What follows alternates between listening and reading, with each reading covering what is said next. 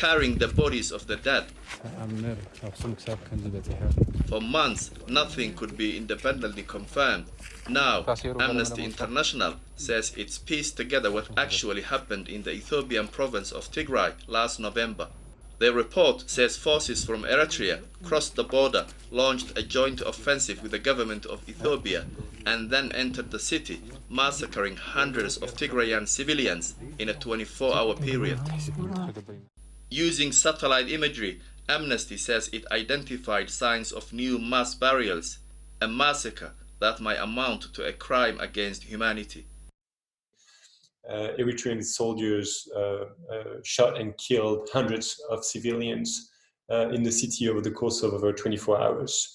They shot people on the streets with sniper rifles and machine guns, people who were running away, and they also, carried out summary executions of men, and then they went house to house looking for adult and teenage men to kill. Some of the victims and witnesses are now reaching the nation's capital, Addis Ababa. I spoke on the phone with a man who says he lost members of his family in the massacre.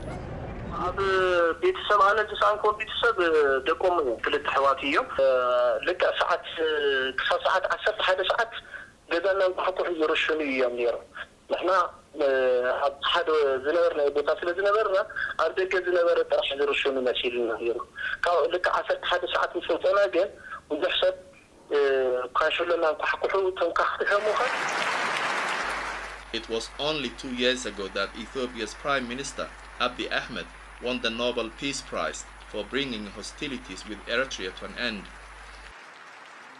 Now, it seems that the peace has paved the way for the two governments to work together against a common enemy, the Tigray People's Liberation Front, or TPLF, which is fighting for greater autonomy and sparked the conflict last year when it reportedly attacked government troops.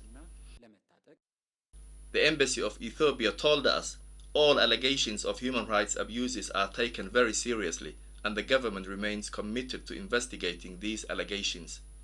Here in Addis Ababa, life is going on as normal. You look at the newspaper headlines, and none of them is mentioning the alleged massacre in Axum. They talk about the conflict in Tigray, but mostly from the government's perspective.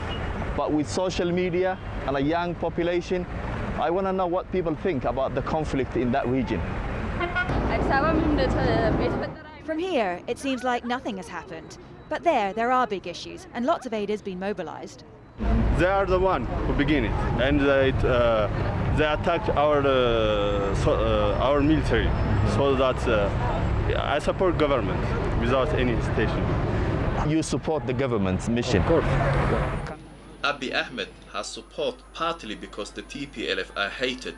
They ruled the entire country for 27 years, only losing power in 2018. And memories are fresh of crimes against civilians across Ethiopia and beyond.